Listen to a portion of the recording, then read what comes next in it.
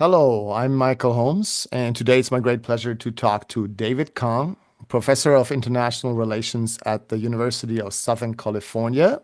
Dave, you are in Los Angeles right now. Welcome. Well, thanks for having me. Uh, you're an expert on East Asia, and I read three of your books, China Rising, which is a great book. It may be a little outdated almost because it's before Xi Jinping, Yeah. just to be honest. But there is also American Grand Strategy and East Asian Security in the 21st Century.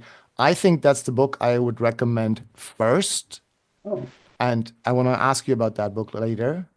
And there's also Beyond Power Transition. So that's a fascinating critique of the power transitions literature. For the international relations cracks out there, that is also a great book. So, but today I want to start by talking to you about an article that made me really happy because the article is called What Does China Want? And it's quite convincing. You wrote it together with two co-authors who are also both China experts. And it really shows your expertise and it has a very scientific approach to the question. And it was so surprising. I mean, I'm very skeptical of the propaganda from Western capitals about China, yeah, always been for a long time. But still, I was like, oh my God, what is actually true about what they're saying? Not that much. I mean, of course, there's some grains of truth in it, and China's doing some bad things too. But you're, this is one of the best critiques I have read in a long time about Chinese ambitions. I mean, what the West thinks about Chinese ambitions. So let me just jump right in by asking you that question. Dave, what does China want? first of all, thanks for having me. I really appreciate it. And it is the highest honor if someone actually reads what you write. So whether you even disagree, I really thank you. Um, yeah, I mean, I had been working on this idea for a long time. My two co-authors are young scholars. Jackie's my own advisee. He just finished his PhD. Hmm. Zenobia just finished her PhD, and we've all known each other for years. And so the project came together as we were all sort of voicing our disappointment with the way that China's ambitions are presented in the West and increasingly taken for granted that China has global ambitions. It wants to be the superpower, it wants to displace the United States. It's dangerous. Many responsible American policymakers and scholars talk about China as an existential threat to the United States, meaning it Hmm. wants to wipe out the United States. I mean, just hyperbolic language. So our perspective is different. And in fact, we think our perspective is fairly mainstream around East Asia, which is China's concerns are much more internal than external. It's much more concerned with domestic politics, all the issues that come from a rapidly growing and changing society, its sovereign territory, and issues that are domestic, not external. And it is much more status quo than revisionist. It's playing within many of the rules that have been set by the larger world, mostly the West. And Hmm. it is not a revisionist power that's seeking to displace the United States. We don't see almost any evidence of that.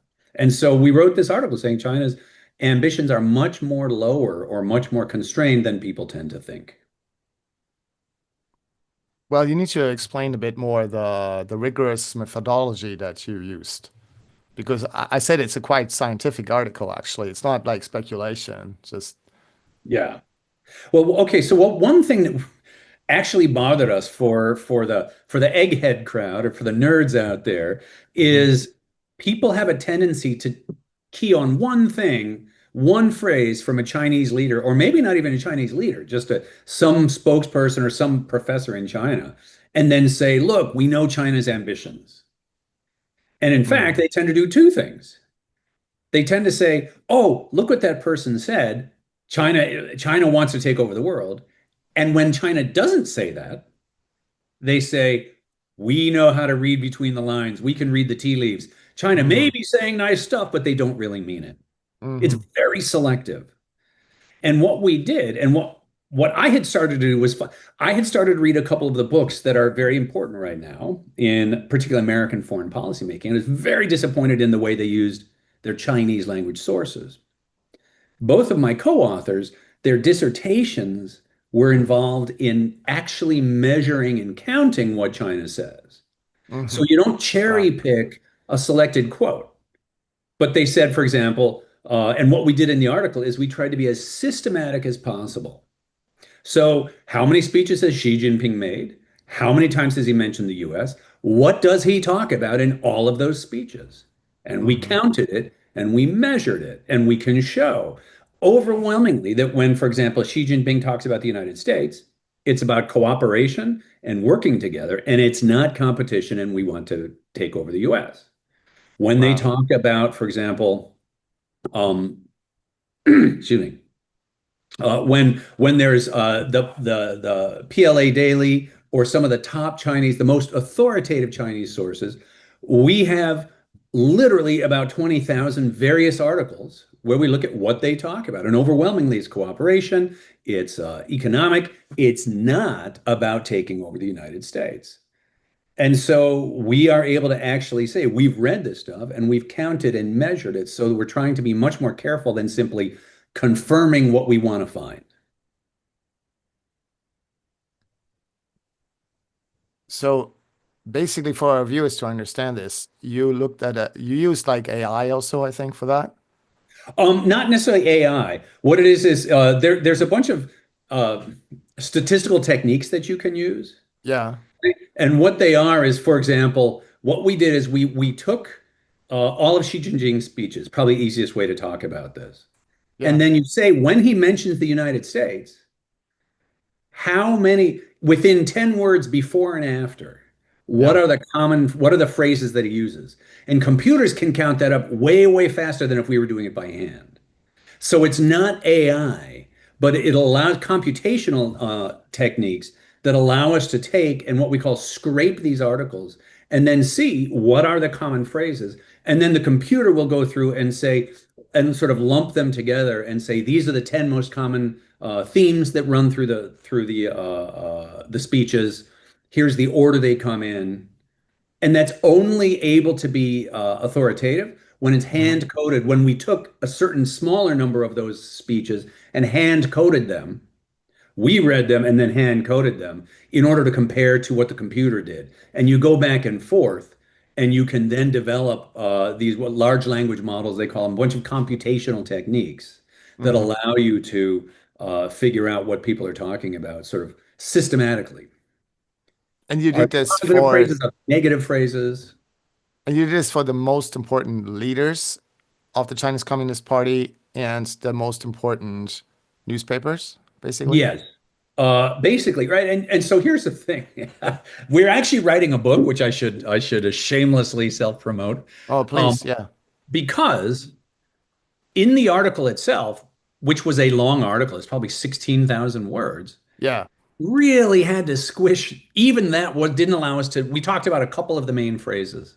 Hmm. But in a longer, it's not going to be super long, but in a much longer book, we can talk about the top 40 phrases and go through this newspaper and Chuxi, which is the party's own internal documents, and on and on and on. We can really stretch out and show. So we had to pick the most important phrases, and what we did for our article is we took the phrases other people had keyed on and said, the pessimists had keyed on and said, aha, China wants to take over the United States. Like, and one of them, for example, is rise of the East, decline of the West.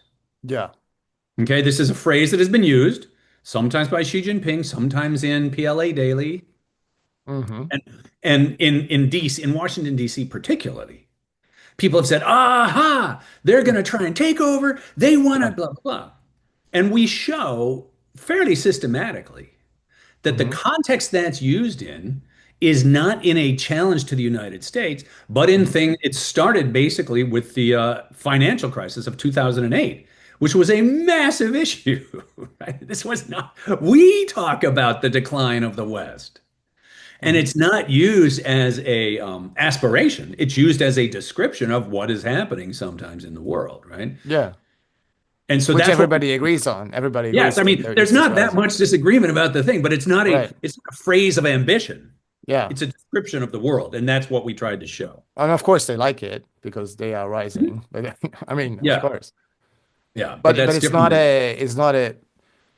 So what did you find about what kind of ambitions do they say in their foreign policy? Do they have the ambition to become at least regional leaders, if not like global leaders? Yes. Well, here's one of the sort of distinctions that we make, right? Hmm. Which is hegemony or superpower supremacy is what Hmm. Americans, we love to talk about that, right? We're number one. We're Yeah. bigger, we're the leader, we're the global, whatever. Chinese, even when they talk about global leadership, it's multilateral. It's never we are the leader. It's, yeah, we are one of the leaders. And China has been one of the leaders of what we call the global South for decades, Hmm. but not the only one. And it's not trying to be the only one. Brazil, India, there's a bunch of countries that are clearly more leaders. And China views itself as that. Hmm. But it is a multilateral view of the world. And they are constantly talking about multilateralism, willing to work with others, and a humility that you would not ever get from American leaders or presidents. They talk all the time about we're willing to learn from other countries. We Oh don't want wow. to push our thing. You never hear an American say that. Yeah. The Chinese are Yeah. constantly talking about we will always be willing to learn from other countries. So And that there's a includes very much that includes the West very much that they are willing to learn from. oh, absolutely, right. I mean, this is not a specific type of a we're only willing to learn from these or those. It's more of an approach to the world. And an example I would give of that. Well, a different slight example is one thing that people worry about is the Belt and Road Initiative. Hmm. Okay. This is a catchphrase that in the West is being used as a explicit decades-long strategy by the top Chinese leadership to encircle the world in belts and roads that are Chinese economic strategy. Hmm. Zenobia, particularly, my co-author, has written her dissertation on that, asking about Chinese influence through the Belt and Road Initiative. So her entire dissertation has looked at thousands of speeches and all the data and all these kind of things. And what she finds is interesting enough. Chinese influence peddling or influence, China using the Belt and Road for influence is not about pushing Chinese ideas out. Hmm. America walks around we walk around telling other countries how to do things, right? We are pretty pushy. You need to be a democracy, you need more human rights. China doesn't do that. It's Hmm. not about changing other countries. It's about getting support for what China views as its most important issues, particularly Taiwan and other sovereignty issues. Hmm. So they are trying to get influence, but it's support, for example, from Indonesia or Ghana or whatever else for their approach to Taiwan. It's internal as Hmm. opposed to external. And so it's a very different viewpoint of what we mean by influence or something like that.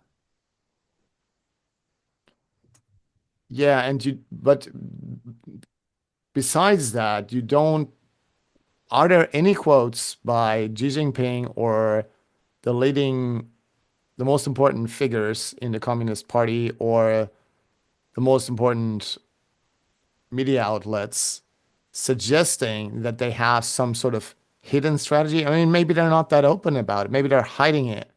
Exactly, right? So I'm here's one of the playing a here's, bit devil's advocate here because I imagine that's what people would say about your article. They're just hiding their true ambitions. yes. How can you make sure that's not really happening? So this is one reason we're writing the book as well, right? Because this is, what people will say, we know the Chinese are lying because their lips are moving. Hmm. Like there's people who say we can't trust anything they say. Of course they will. Of course they're going to say one thing and do something else. Right. One big, big problem we have with much of the scholarship on China is that it's not actually very systematic. There's an entire literature in the field of international relations about cheap talk, about exactly that. How do we know when will countries say what they mean? When are they lying? Clearly, you can say certain things to try and lull your enemy, to try and surprise them, et cetera, et cetera. So there has been decades and decades and decades of looking at this. And what we don't do is simply, again, cherry pick and say, well, they say they don't want a war, but we know better than them. You need to be able to Hmm. show this somehow. And Right. there's two interesting things about that. One of the first things is a lot of the work on the Soviet Union, when it came out, and we're actually able to get in the 90s, once the Soviet Union fell, and we're actually able to get the Presidium and the top party discussions in Moscow. Hmm. Much of their public Pravda propaganda reflected the actual discussions. I mean, it was really Yeah. interesting. There's a lot of evidence that they said what they meant, right? Right. Um, and when we go to China as well, the idea that there is some secret plan or something like that is always jumped on. Like Xi Jinping says, we want to be in a position to be a leading country by the anniversary of by the century anniversary of the founding of the Communist Party, or by the century, this thing always moves, right? By from the unification of China in 1949, so it's not 2027, it's 2049. But they Hmm. always say, oh, China must they have some secret plan by some particular deadline, right? And we say this, they might have some secret plan for conquering Taiwan. What we have found is that in general, there's very little evidence of this. Hmm. There's very little people speaking out of line and saying, oh, oops, there's these vague pronouncements by Xi Jinping or other leaders about some goals that they have that Hmm. fit very well into a communist Chinese, in fact, a larger communist dialogue, but certainly a communist Chinese dialogue of setting 5-year goals, of setting, long-term plans and things like that. But they tend to be very vague. And in terms of a secret 100-year plan or a long game, as Rush Doshi says, we don't see a whole lot of evidence at all for that. Yeah, it would be a big conspiracy to hide because this That's is one of the really biggest. hard to. Is the CCP the largest party in the world? Right now it is, yes, of course. It's a billion people there. It was It's a by billion numbers. people? Well, no, no, not in the I don't party, know. but The in the Chinese people country. are a billion people. Yeah, But but you know what I'm saying, right? Like, nobody else comes close, even the Soviet Union at its height, a right? lot And of so, people in the Chinese leadership would have to just always shut their mouths about their secret plan to take over the world, yeah, and you don't find any especially, of that. well, especially when what China cares about, and this is where we go to what is cheap talk and when do we take them seriously? China Hmm. has been telling us over and over what they care about. And the thing is that we tend to believe them. Hmm. We know that China cares about Taiwan. We know they care about that. Right. Right? It's not a surprise. And it's not, and they say if Taiwan declares independence, we reserve the right. They don't say they will invade. There is no plan that they will invade. In Hmm. fact, that's probably the dumbest thing the Chinese could do, right? But they do Wow. say we reserve the right to use force. And the thing is, everybody believes them on that, right? What they do not say, and what is particularly interesting, is that the countries around China do not show any fear that China plans to invade them. Yeah. Vietnam does not show fear that China is going to somehow surprise attack across the border. In fact, PLA units marched in the 50th anniversary of Vietnam's victory against the United States. Hmm.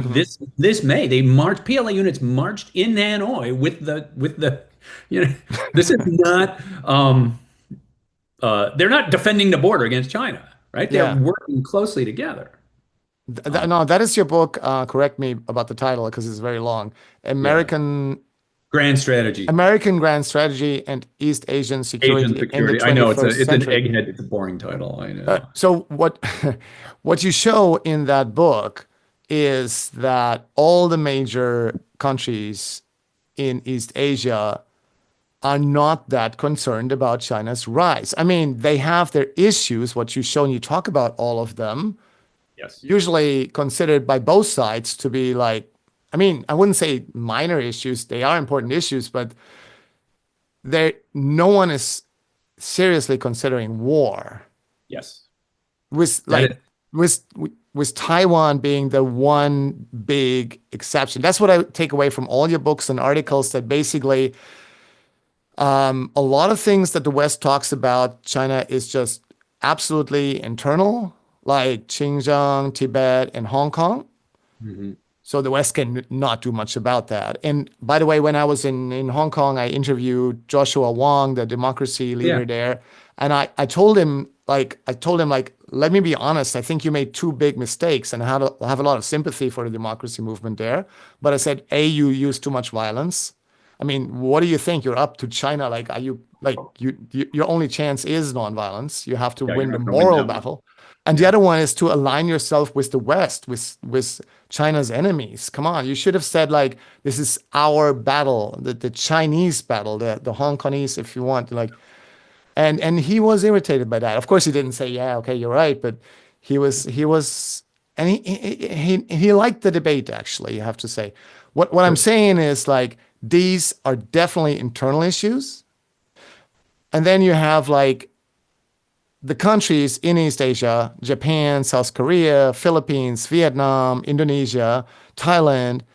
And what you show in the book is all of them are not very concerned about China's rise. They have their concerns with it, but they are not preparing for war with China or anything like that. Can you explain that a bit more? Yes, and this goes back to, is there a secret Chinese plan to take over the world? Because the countries that know China far better than the United States Yeah, should be the ones, and that live next to China are the ones that should be way more worried than the US. But right. they're not. And this is constantly a problem for Americans because we keep saying, just wait, they'll wise up. They don't realize what's good for them. I mean, it's unbelievably condescending from Americans, right? I Right, know better than those Koreans what they want. How can they not realize that we're the good guys and China's the bad guys, right? right. Um, but the countries in that region do not show an existential fear of China. And what the way that I say that is like, yes, as you pointed out, they have issues. They absolutely have to have issues. But living with a big China is an inevitability for these countries. Hmm. And they have done it for a long time, and they're planning to do it more, and they're learning to push back. When I was in Vietnam a couple of years ago, somebody said to me, there was a guy actually from one of the military units, and said, every Vietnamese leader needs to know how to stand up to China, and Hmm. every Vietnamese leader needs to. Oh, are you still there? I just lost the picture. Yeah, I'm still there. I'm just saving some bandwidth by turning Oh, off my okay. camera. I'm sorry Oh, for okay. that. I'll keep talking then. Yeah, sure. Okay. There's no problem. And every Vietnamese leader needs to stand up, be able to stand up to China.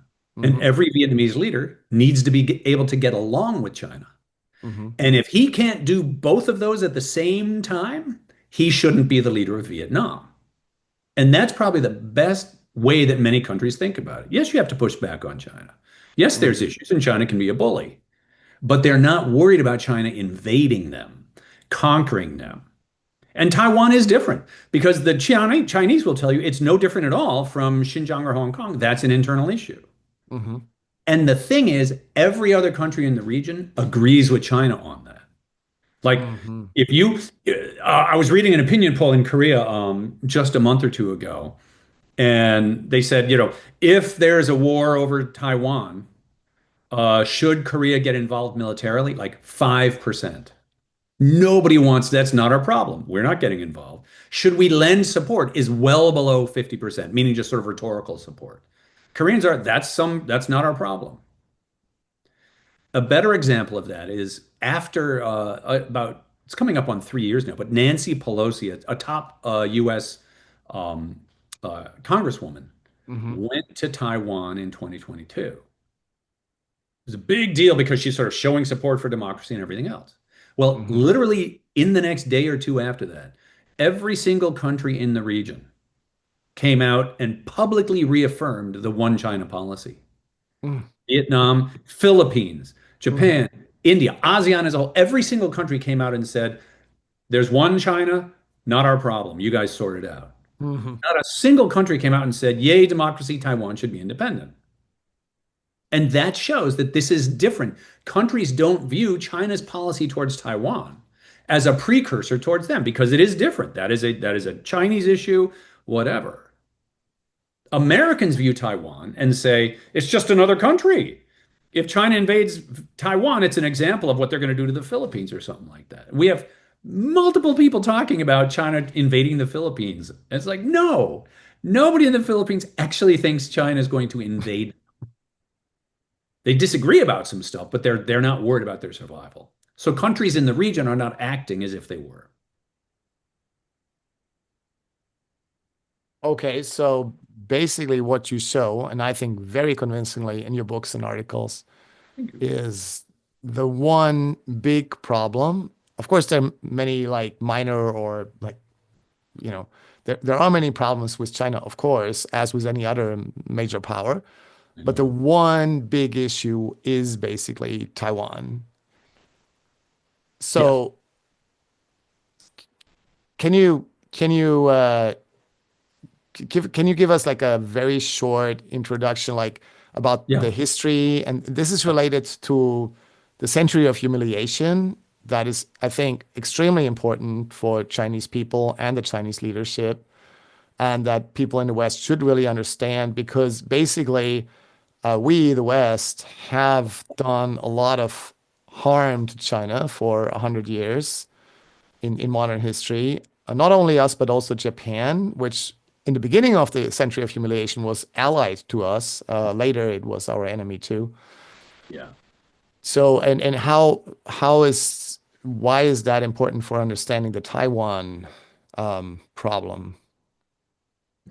So here's the interesting thing about Taiwan is that, and in fact, at some point I'm going to write this up, right? Hmm. Taiwan was never an independent country. Historically, Taiwan was a frontier area. There were some Hmm. people that lived there. There was, pirates would hide out there. It was an island on the coast of China. Um, it was a frontier area. The peoples that lived on Taiwan historically never organized themselves into a political unit that could then engage in diplomatic relations, tributary relations with Taiwan or with China or Japan or Korea. Hmm. This is different than Okinawa. The island of Okinawa today used to be called Ryukyu, and it was an independent kingdom that had formal diplomatic relations, tributary relations with with China and Japan and Korea. It Hmm. existed as an independent country.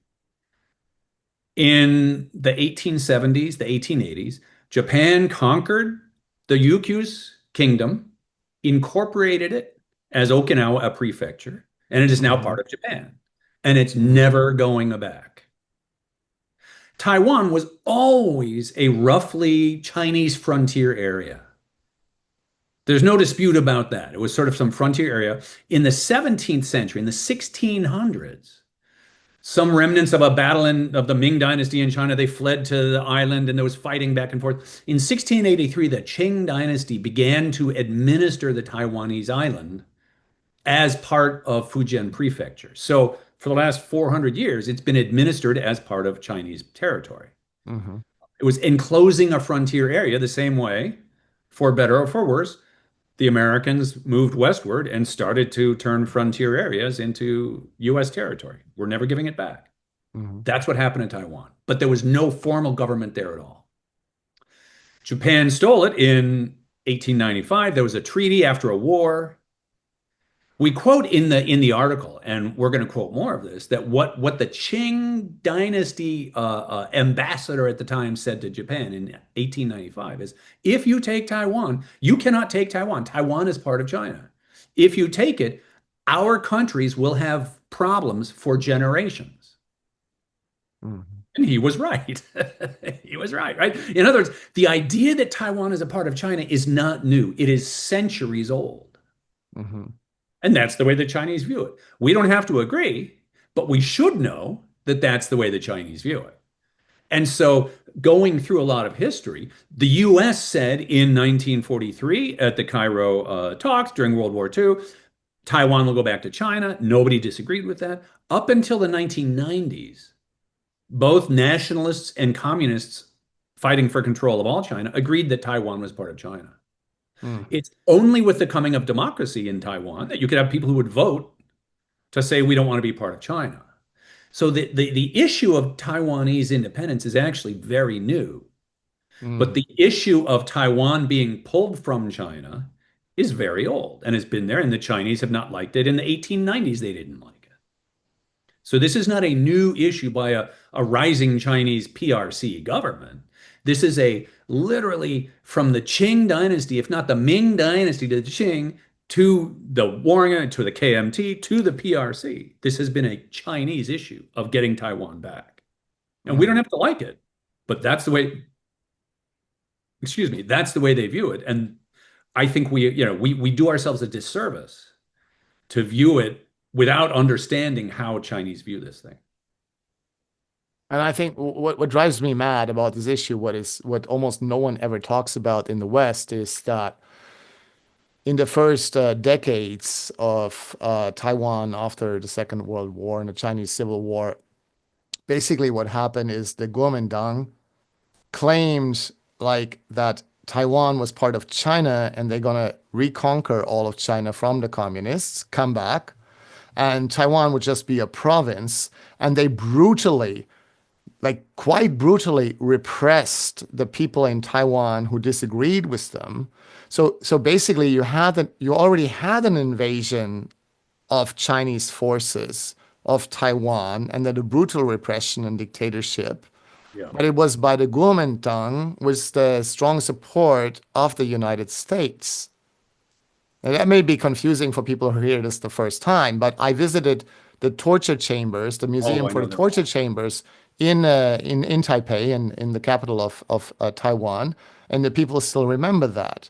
Yeah. I mean, it's very different today, I have to say, but I mean, opinions about that, it's more complicated. But there has already been a brutal invasion and occupation and dictatorship over the people of Taiwan by a Chinese government, and Yeah. that was supported by the United States. Yeah. No, absolutely, right? I mean, the issue for the time, I mean, in some ways, sure, the Taiwanese people should be able to decide for themselves. I get it. Hmm. Absolutely, right? There's also a larger issue that they're no more likely to get independence than I don't know if, we keep talking about California. Hmm. Is it really going to become? No, it's not, right? Like, there's no way. We're part of America, right? We can't vote I mean, I suppose we could, but that's not realistic. No, nobody's really Hmm. talking about it, right? And so the issue, not to make light of Taiwan's issue, but it's the same thing as a California by the way it's viewed in China. And so it is viewed that way. Koreans, there's never been a dispute, for example, for Koreans, as is that Korean or no, or Japanese. It's clearly not. It's Hmm. clearly something Chinese, and you guys sort it out. And one of the problems I have, one of the disappointments I have is I see in the last couple of years who's trying to change the status quo is not China, but it's more Taiwan and the United States, which I think is very, very dangerous. Hmm. And what I mean by that is in the mid 1970s, PRC, KMT, or Taiwan, and the United States came up with an agreement. And the agreement was basically that Taiwan could act like an independent country. It can have its own flag, it can have its own currency, it can even become a democracy. And the Chinese, PRC, would let it do that as long as Taiwan did not declare formal independence. Hmm. You can act like a country, just don't call yourself a country.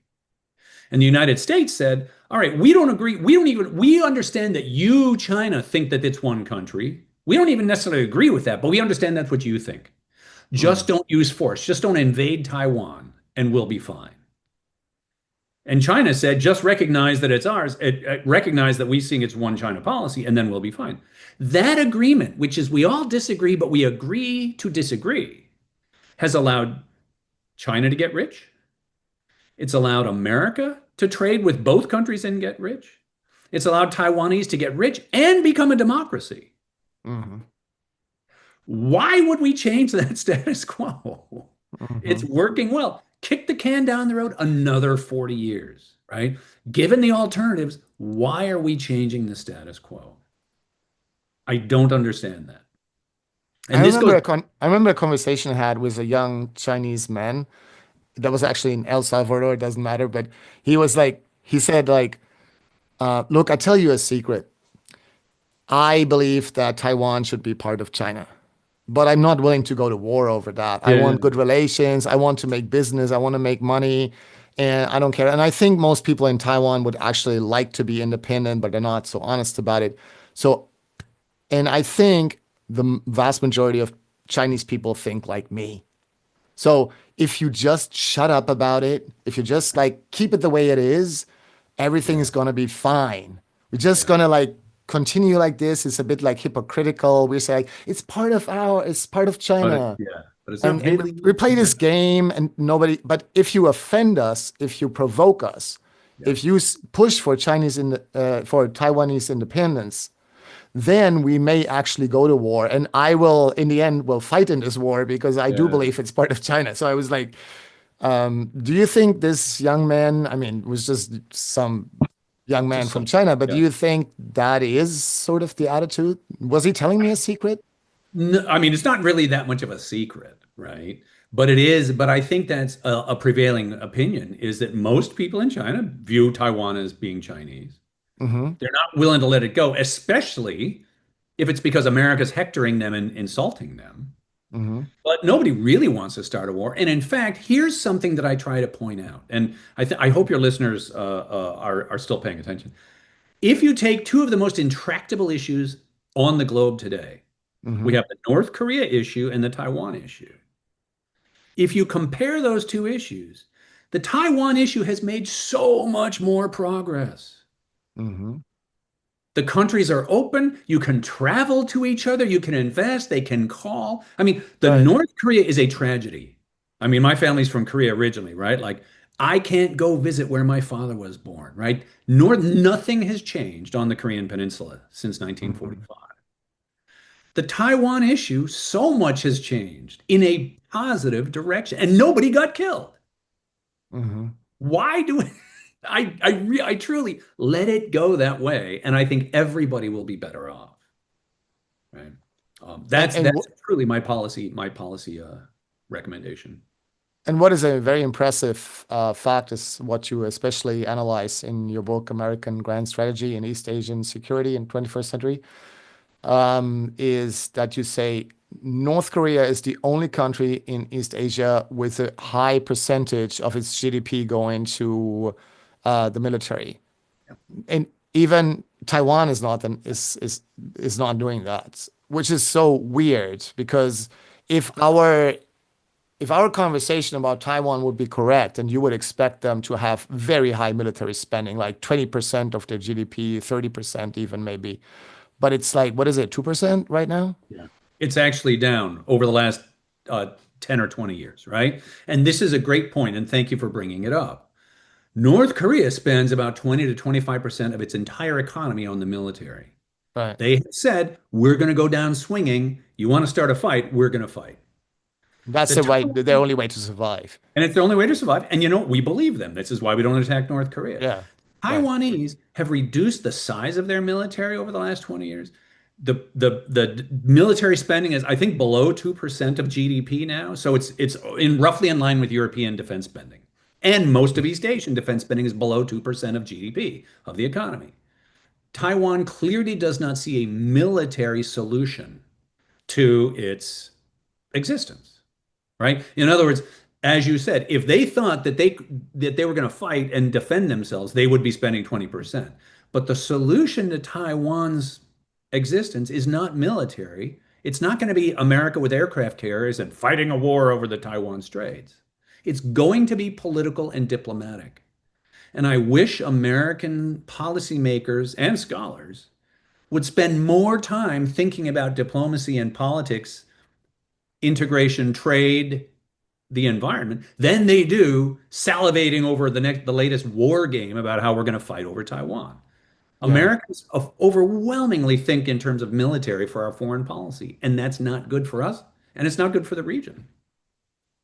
But smart observers like or listeners to us would point out that, well, maybe Taiwan and Japan and Indonesia and Philippines and Vietnam are spending so little on the military because of the US security umbrella.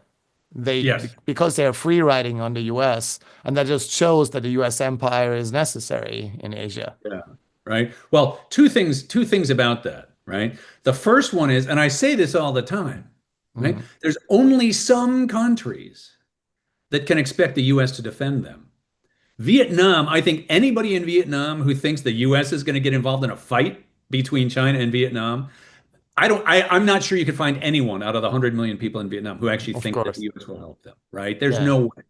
that would So be the stupid. Vietnamese should be then acting very differently than, say, the Koreans or whatever, right? Indonesia, Malaysia, etc., right? And there for Taiwan, if I'm Taiwanese, we go back and forth about what is the actual US commitment to Taiwan. And for example, George W. Bush, in the early 2000s, when Taiwan was pushing too much towards declaring independence, he sent his top advisors over there and told the Taiwanese, stop, because we're not getting involved in a war. America is not getting involved in a war for Taiwan if you guys provoke China. Hmm. So even the Taiwanese, this is not a blanket guarantee that America will come to fight for you.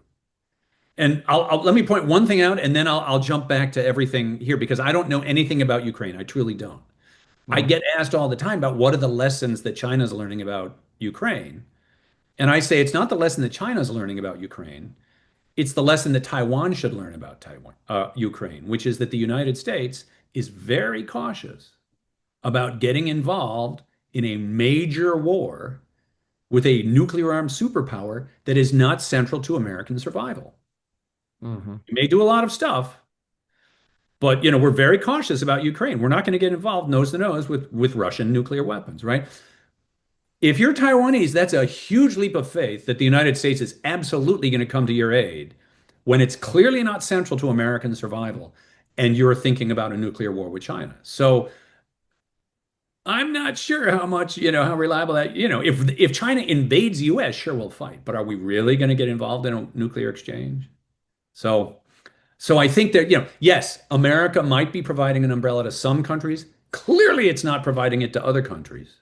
Hmm. And those countries are not acting any differently. Yeah.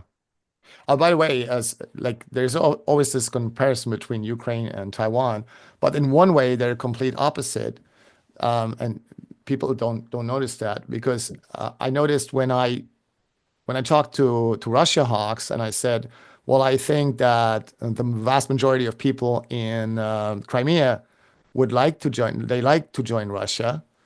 They get angry and say that's not an argument at all. It's Ukraine's territory. It doesn't matter what they want. And sometimes I said like, well, would you say that about the people of Taiwan? Does it matter what they want? Yeah. And then they usually don't get it. What I'm Interesting. saying is like the West is like when it comes to Crimea, and I think I'm pretty sure about that at least like 80% of people in Crimea want to be part of Russia. So that's why I Interesting. said, come on, let it go.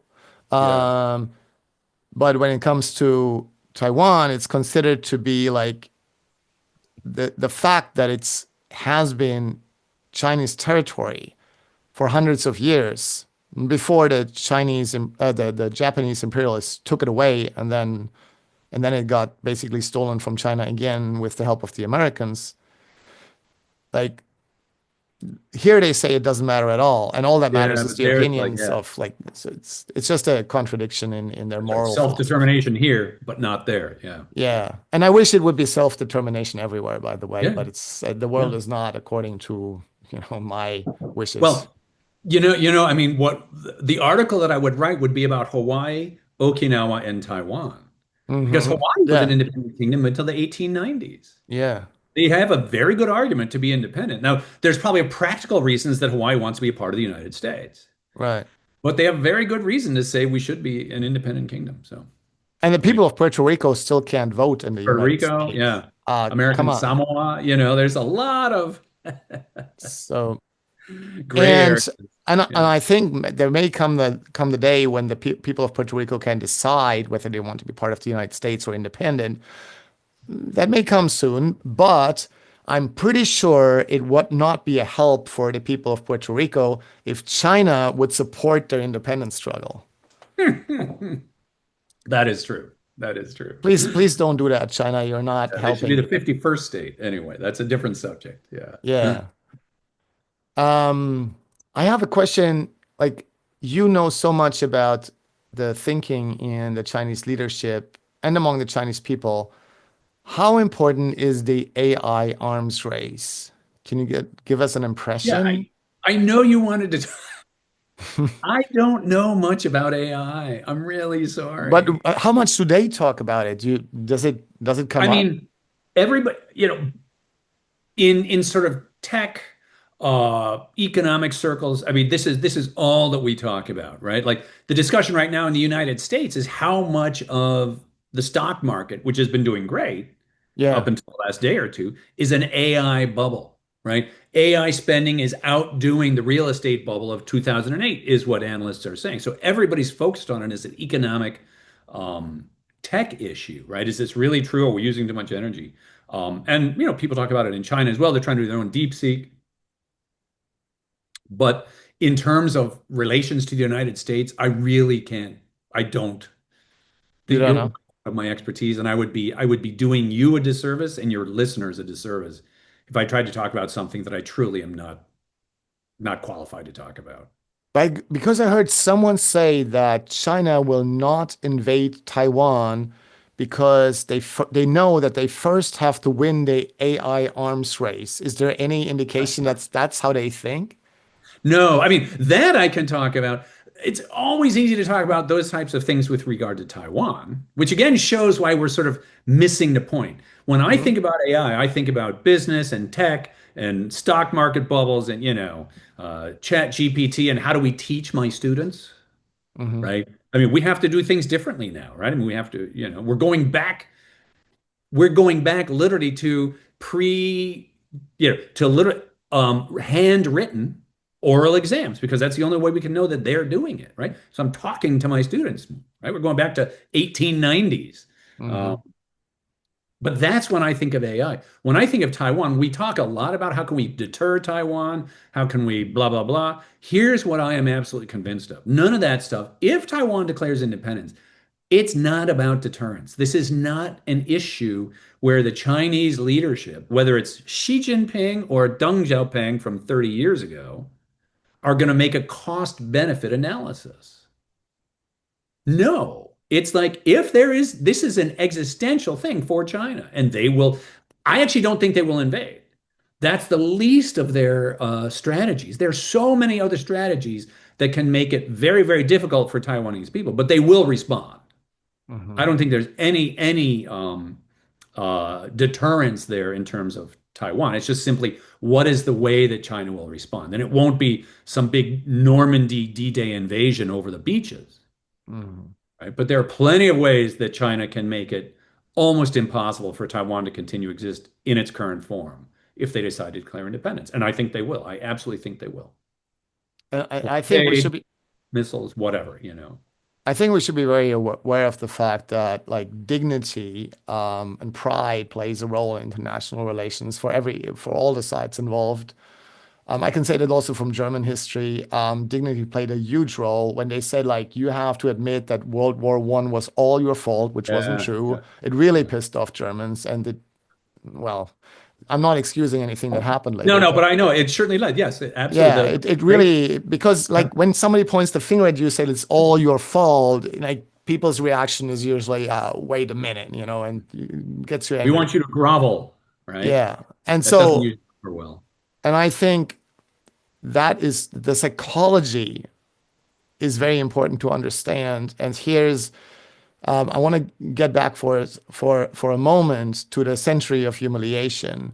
So because I think most people in the West are not aware to the harm that Western imperialism has caused for China. I mean, most people have a little bit of an idea. They know we've done some wrong things here, but I Mhm. think they underestimate how bad it was. Yeah, Can we together go a little bit through sure, the history? Like, so sure. we basically we should start with the Opium Wars, I guess. Now, Hong Kong, Yeah, the Hong Kong founding of Hong blackout, Kong and the Opium Wars around 1840s, right? right? Canton. Yeah, I'll just jump in, right? I mean, and I think you're right. Let me just say first, I think that the older I get, the more I study. I don't know what. Psychology, absolutely. So few things are actually done on a rational basis. They're Right. not. They're not cost benefit. It's Yeah. about how I feel and how you make me feel and my pride or my desires, right? Mhm. And I have a grad student right now working on FACE in international relations, and it's fascinating stuff. You can do the same thing to a Chinese, And if you give them face, they're very flexible. And if you take away their face, they're immobile, Yeah, right? of course. And it's It's not not based Chinese, on the that's human. exactly. It's almost human, right? That's It's that's me and my girlfriend. Yeah. no comment. No, yeah, yeah. All right. And so that's the thing. And so, like with China itself, right? China, when the British, lots of traders from the West started to show up in the early 19th century. Hmm. One of the first ways in which they started to create what we call unequal treaties was by a couple wars over opium. Because I was pointing out to my children that the biggest universities in the United States were funded by drug money, and this is absolutely true. Mm. Princeton, Harvard, Yale are all funded by Eastern traders who traded opium against Chinese law, wanted to Mm. make money, and forced the Chinese to allow opium trading into Lowell's, Cabot's, lodges. There's Harvard houses that are called this. That's drug money, Mm. but you launder it for 200 years, and now it's the most prestigious university in the world. But it's not even a secret. It's open. It's common knowledge, right? Mhm. So humiliating to the Chinese, where they were forced by the British traders mostly during a couple of wars in the 1840s to open their ports to give unequal treaties, meaning Chinese were treated differently than the English. English were treated by their own rules, et cetera, et cetera. Trading, they were forced to open their ports to trade and things like that. Um, Indemnity payments. Indemnity payments, sacking of the Summer Palace. I mean, one of the reasons the British museums have some of the most priceless Chinese art is because it was stolen Hmm. and they're not giving it back, right? And Ming vases and things like that. Um, and it was tremendously costly to the Qing government. And it didn't involve just money and trade, it involved territory. So Hong Kong was opened, there were trading ports. There's a reason that, for example, German beer or one of the ports up north was a German port. And so that's where they made good beer. Mm. Um, and eventually, then the Japanese joined in, taking Taiwan. So the Chinese view of this, in fact, Hong Kong only came back from British rule in 1997. So from a Chinese perspective, this humiliation of a foreign country owning your land didn't stop less than 30 years ago. I mean, in our lifetimes, there was still Mhm. foreign ownership of Chinese land. Macau belonged to Macau, Portugal. Portuguese. Yeah, right. Xinjiang, and of course, Taiwan. And so within that context of countries having special, treaties and owning your land, for the Mm. Chinese, this only has begun to end in the last couple decades. Hmm. And so it's a very different viewpoint of what it means to have people stepping on your neck or something like that. Also, there was the suppression of the Boxer uprising against Western Yeah. rule, which was very brutal. 1899. I mean, if you read about that century, it's they just send troops in, they sack places, they shoot things. It's down to individuals being completely absolved of any personal responsibility because they're going to be Mm. tried by English courts. So you could do whatever you wanted to Chinese people because you wouldn't get in trouble because the English Yeah. court would absolve you, right? So it's many, many, many unequal treaties and resentment.